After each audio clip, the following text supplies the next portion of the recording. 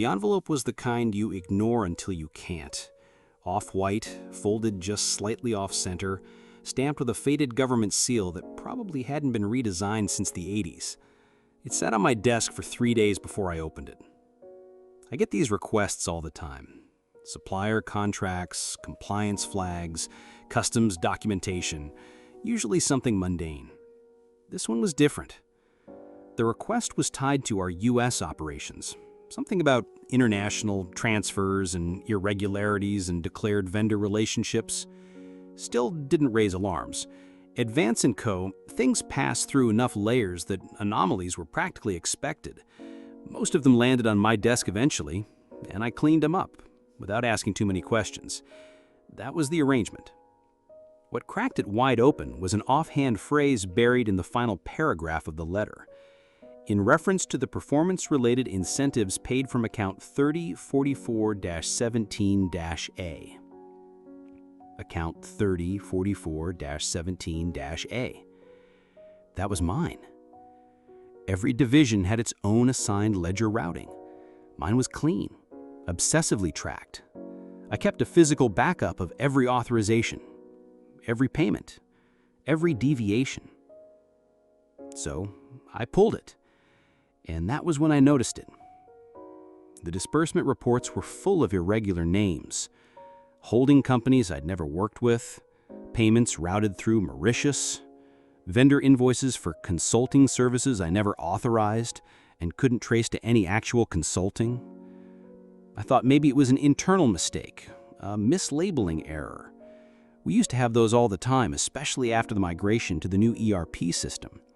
But the more I looked, the more I realized the problem wasn't clerical. It was deliberate. My name was on every single line. My digital signature, logged, time-stamped, encrypted, sat neatly beside forged invoices, phantom bonuses, and inflated contract values. At first, I actually considered the possibility that I'd forgotten something, that maybe I'd rubber-stamped these after a long day or during the quarterly push when we were drowning in freight backlog. But I hadn't. I pulled out my Moleskine, the same one I've carried to every supplier visit for the last decade, and flipped through the dates. Nothing matched. No entries. No approvals. No meetings. I looked at the transactions again, then at my own signature. And that's when I felt it.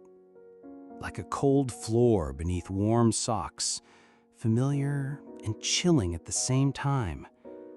Someone had used me, and not just as a scapegoat, as cover. You'd think confronting your entire family about white-collar crime would feel cathartic, dramatic, explosive. It didn't. It felt like filing a report in a vacuum. That Monday morning, I walked into the conference room where my brother Darren, our COO, was working on a Bluetooth call while browsing a tab full of golf gear. Our CFO, Lisa, my sister, was reviewing a pitch deck on her iPad. Both acted like I wasn't there. I waited for them to acknowledge me. They didn't. Eventually, I cleared my throat and said I needed 10 minutes. No response. So I spoke louder, but still measured. I found discrepancies in the Mauritius transfers, vendor files, incentive payments. There's forged documentation with my signature on it. That got Lisa's attention. She looked up, slowly, like I'd interrupted a particularly difficult equation. "You're gonna have to be more specific," she said. I opened the folder in my hands, gray for vendor anomalies, blue for payroll discrepancies, and spread the pages across the glass table. She didn't even glance at them. Darren removed one AirPod. "Tom, do you know how many things cross your desk that you barely read before initialing?" "I read everything," I replied. "Do you?" he asked, folding his arms. "Because I remember a shipment last quarter where we ate the tariff because you missed the new classification code. That was amended after the fact, and I logged my objection." Darren shrugged, dismissive. Lisa still hadn't looked at the documents.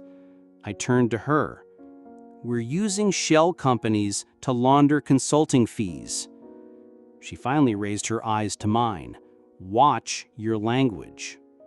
"Then help me understand," I said, keeping my voice even. "Because if there's a legitimate explanation for this, for using holding accounts with non-existent vendors and assigning my digital credentials to sign off, I want to hear it." Lisa sighed like I'd spilled coffee on her audit sheet. "This is why you never advanced, Tom. You don't understand scale.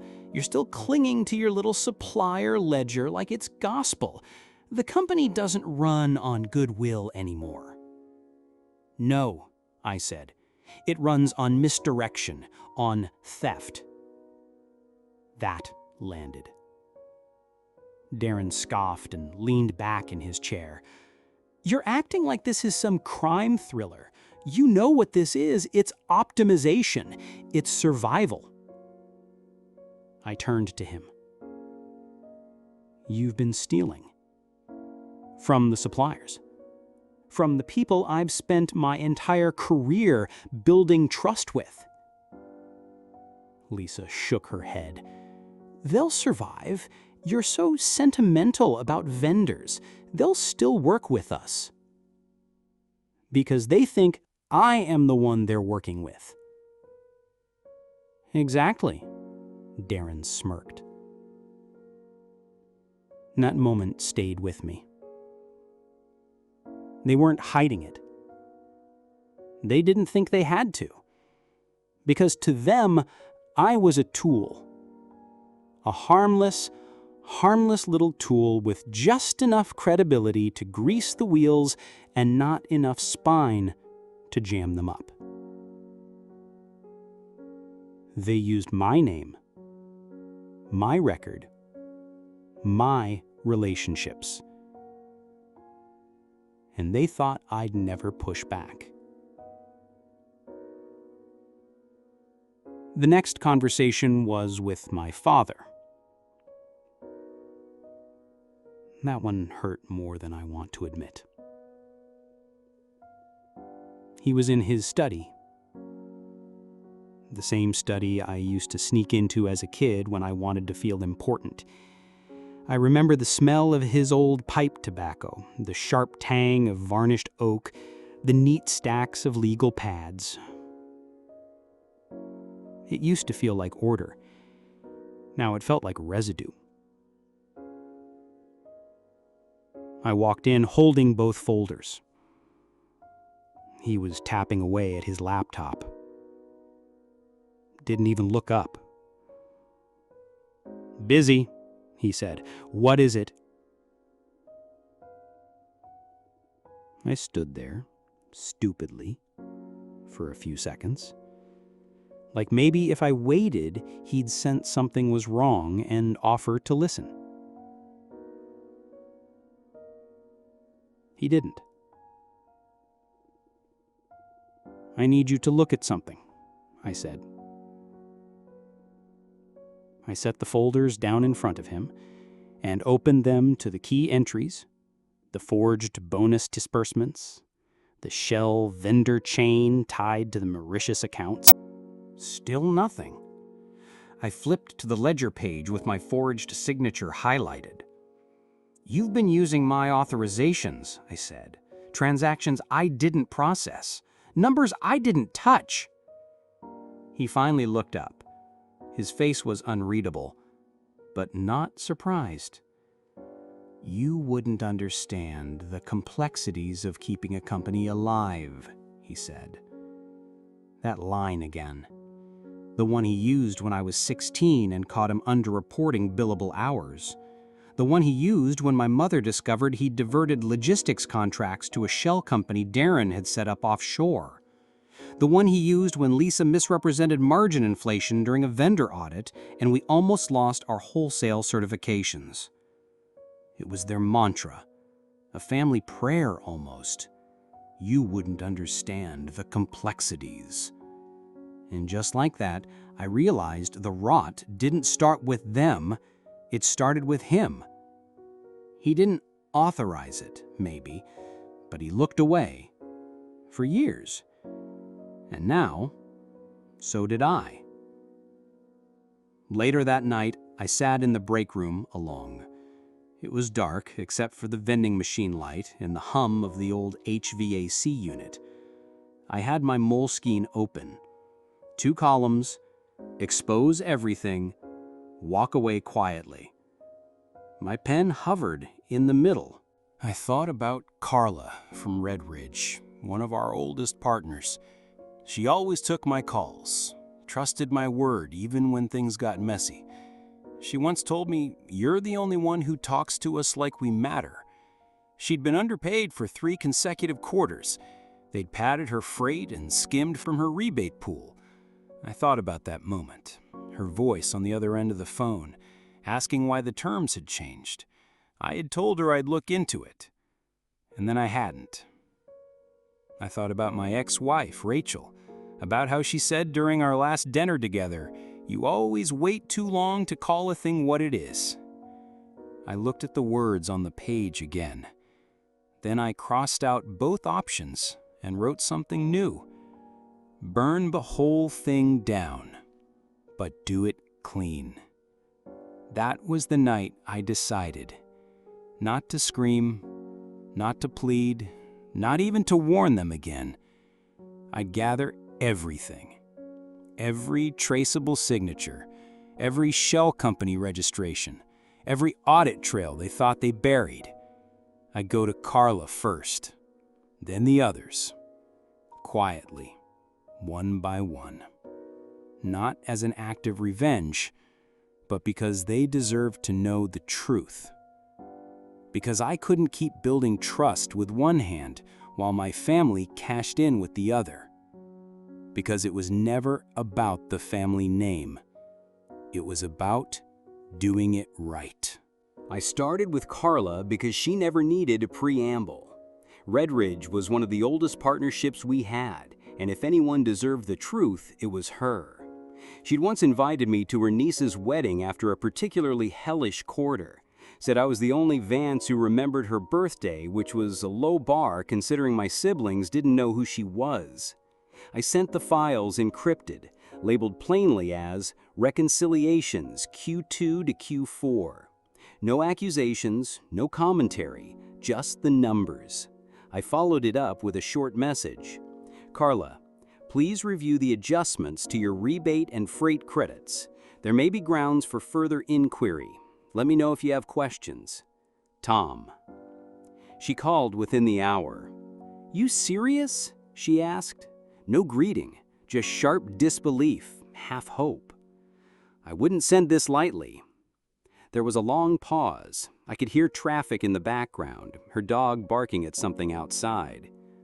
I always knew something was off, but I figured it was just Darren being Darren, not you. I didn't respond.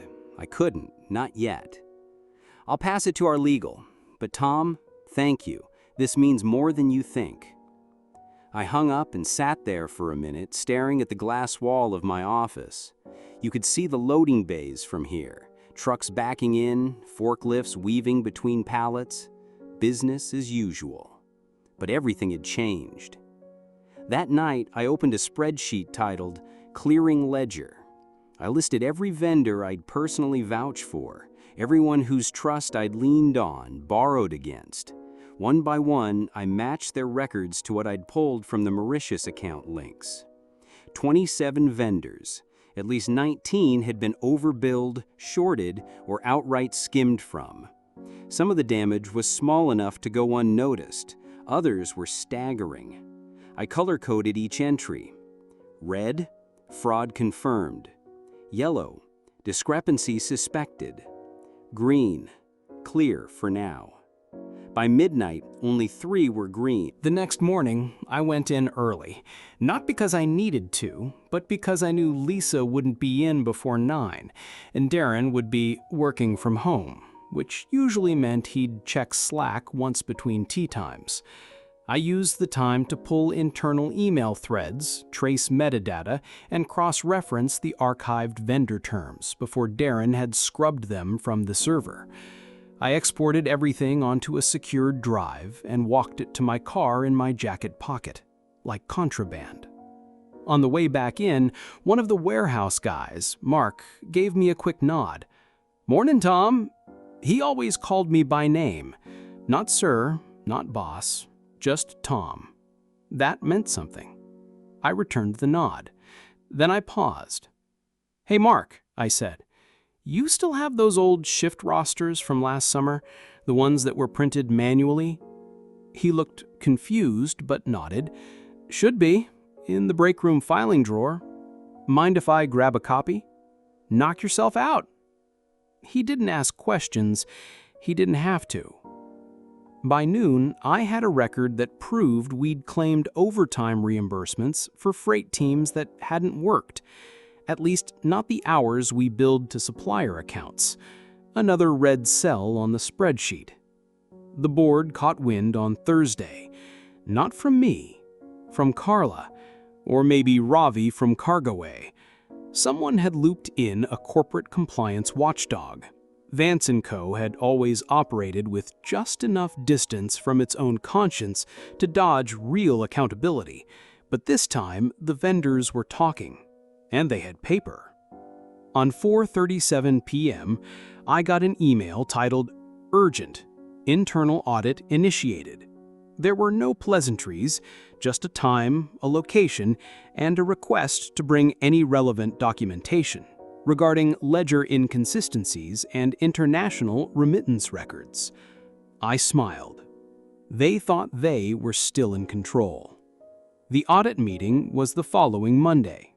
I dressed down, navy shirt, no tie. Brought only the folders they wouldn't expect. The printed rosters, the original supplier terms, and the thumb drive with my findings.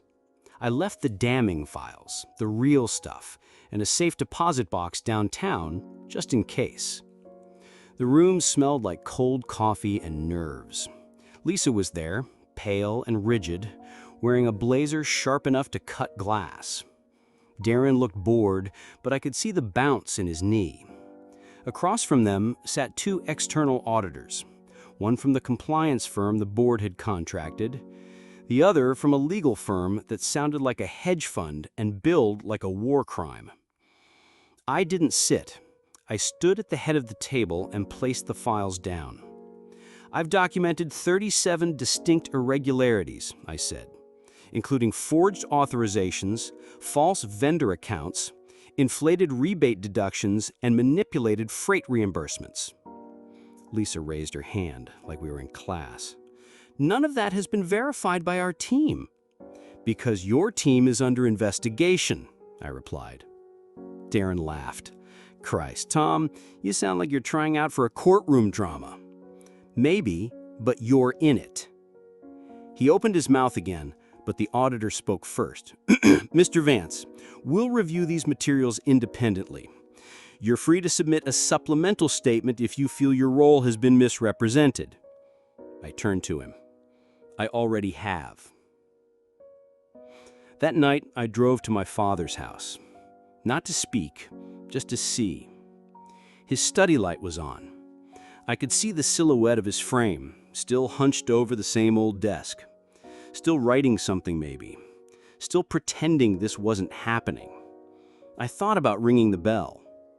Instead, I sat in my car until the light went out. Then I drove home.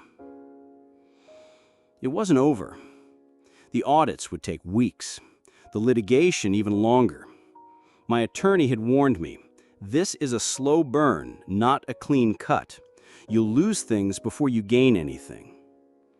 But I'd made peace with that.